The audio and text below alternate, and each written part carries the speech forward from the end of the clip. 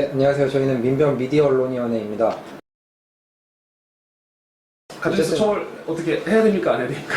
가짜뉴스는 그러니까 사실 좀 제가 보기엔 가짜뉴스 관련돼서 그런 폐해들이 좀 심각한 경우도 있고, 그리고 앞으로를 생각한다면 더 심각해지지 않을까 생각을 해서 사실 좀 규제의 필요성은 있는데, 이걸 형사처벌로 해야 될지 뭐 아니면 그냥 다른 규제로 해야 될지는 사실 아직은 잘 모르겠어요. 근데 다만 제가 생각할 때는 이제 가짜뉴스나 허위조작 정보에 관한 그 처벌 규정을 만든다 해도 포괄적으로 규정하지 않고 이제 특정 행위를 명확히 지칭해서 이제 그로 인해서 발생할 구체적인 피해가 무엇인지를 좀 어느 정도 예측을 해서 그 법률안을 만들어야 되지 않을까라고 생각을 하는데, 또 문제점은 그렇게 해서 규정하는 순간 그걸 또 피해가는 가짜뉴스가 또 생길 수도 있다는 거죠.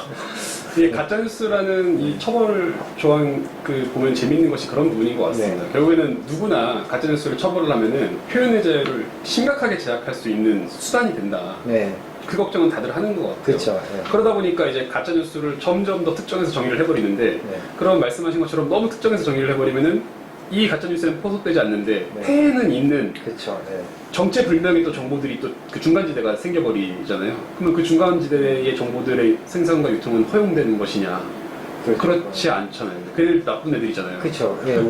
근데 사실 이제 이걸 형사처벌로 이제 법률안을 만들게 되면 명확성의 원칙이나 그런 것들 때문에 빠져나갈 부분들이 좀 생기겠죠. 그렇죠. 아무래도 네. 어쩔 수 없는 부분이었고. 네. 그래서 지금 현재 정치권이나 뭐 학계나 아니면 유관기관, 뭐 방통이나라는 이런 정도 기관들에서의 이제 지금 뭐 가짜뉴스 또는 허위조작 정보에 대한 대책들도 네.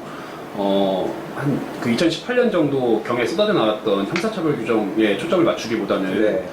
행정적 제재를 가한다든가 지금 우리 사회 뉴스의 생산 그러니까 유통의 대부분을 관여하고 있는 포털 사업자들에게 네. 어떤 특정 정보 같은 경우에는 너희들이 직접 내려라 네. 라는 식의 이제 사업자에게 의무를 부과하는 형태를 뭐 생각한다든가, 뭐 행정적인 민사적인 제재를 좀 더 고민하고 있는 상황인 것 같습니다. 민사적인 제재는 이런 거 어떨까요? 그러니까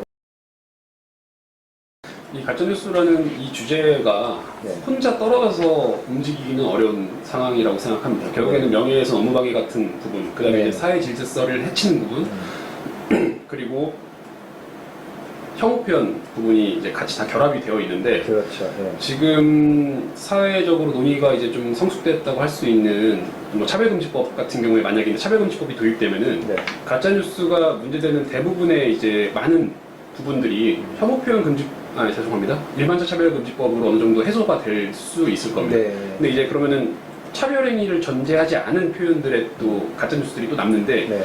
그 가짜뉴스에 대한 거는 명예훼손이라든가 업무방해라든가 기존의 방송통신 심의규정이라든가 하는 것들을 좀 적절히 활용을 하고, 네. 사업자에게 의무부과를 하는 방식도 그건 이제 사인 간에 어떻게 보면은 사적 규제를 하자는 거니까 생각해 볼 수 있는 방안이 될 것 같습니다.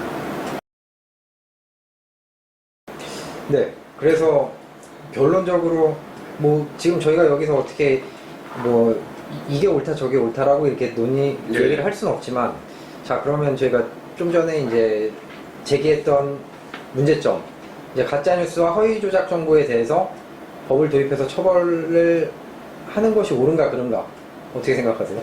이번엔 저한테. 네. 네. 저는 가짜뉴스 처벌은 네. 어렵지 않을까 생각합니다. 기본적으로 가짜뉴스라는 것을 특정하기 자체가 일단 어렵다고 그렇죠. 생각하고, 네. 그 이전 그 미네르바 부분이 좀 마음에 걸립니다. 그리고 아까 계속 말씀을 나눴던 것처럼 특정 요건을 엄격화해서 할 네. 수밖에 없습니다. 네. 이게 사실 표현의 자유 부분 때문에. 네. 안 그러면 또 결국엔 또 미네르바 사건 꼴이 난단 그렇죠. 말이에요. 또 형사처벌이기 때문에 또 명확성 원칙 이런 것들도 지켜야 되니까. 예, 저는 그래서 그 엄격한 요건을 피해가는 애들이 네.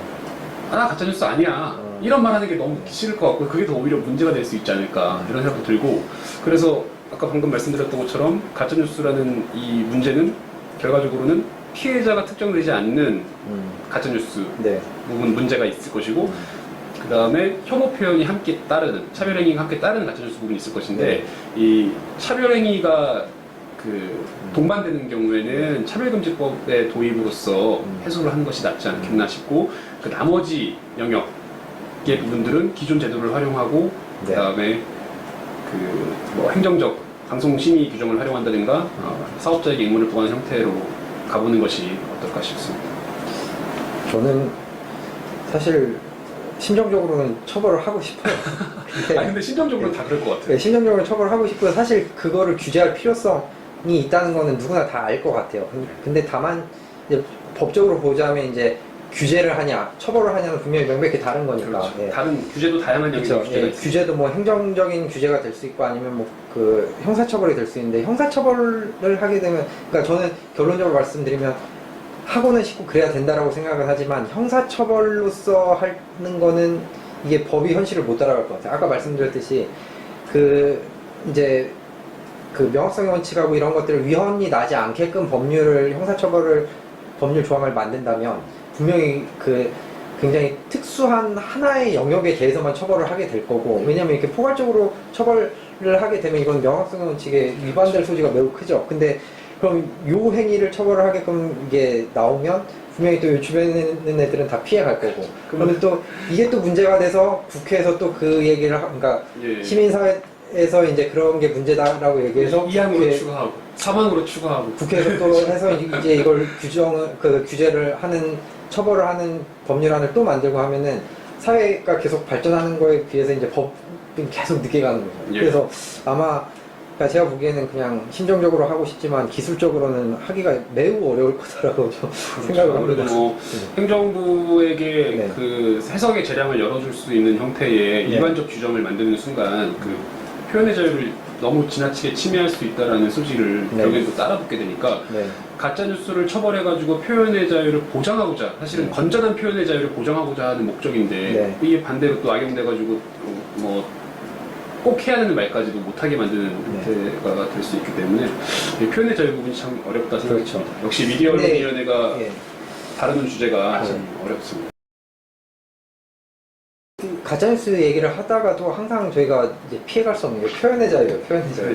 그러니까 가짜뉴스를 뭔가 규제하는 법률안을 만들자라는 건 사실 공감되는 제가 보기에 있다고 봐요. 그러니까 필요성에 대해서는 다들 어느 정도 공감을 하는 것 같은데 또 이제 걸리는 게 표현의 자유죠.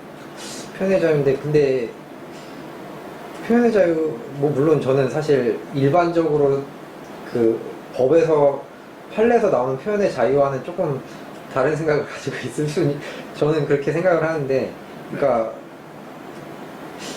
그런 거죠. 그러니까 법적으로 바라보는 표현의 자유 같은 경우에는 사실 그 일단 해악이 있는 표현들이라도 표현의 자유의 범위에서는 보장을 하긴 하죠. 뭐 네, 음란물도 네. 음란물도 표현의 표현의 자유 저작권의 하나, 보호가 된다든가 뭐 이런 얘기는 있을 수 근데 있어요. 그렇지만 이제 뭐 그게 그 공공복리에 위배될 때는 적절하게 규제될 수 있다 이렇게 되긴 하는데, 사실 그거랑 별개로 그 제가 대학교에서 철학을 전공했지 않습니까? 아 기억나세요? 예전에 제가 이제 많이 보던 책이 있는데, 그러니까 예를 들면은 이제 저는 그 예전에 그 윤리학 관련해서, 윤리학 사회철학 관련해서 목적론적인 그런 그 마이클 샌델류의 그런 철학을 좀 많이 좋아했었어요. 예. 근데 그런 철학의 근거에서 보면은 사실 그 뭔가 행위가 중요한 게 아니고 의도도 중요하거든요. 목적론적이니까. 예. 근데 그 사실 표현의 자유로 보호받을 수 있는 것도 그냥 무슨 표현이든 간에 다 보호받을 수 있다라기보다는 그런 쪽에서 좀 생각을 해보면, 그럼 과연 이 사람이 무슨 목적으로 이런 표현을 했는가가 사실 좀 중요하게 볼 수가 있어요. 예. 그러니까 법률적으로 보면은 약간 뭐랄까 이제 의도성, 이제 만약에 고의성? 형사적으로 보면 고의성 뭐 이렇게 예, 되겠죠. 예. 그래서 그 보통 형사처벌에서는 뭐뭐 할 목적으로 하면 이제 초과 구성 요건으로 이렇게 분류가 되잖아요. 그래서 그렇죠.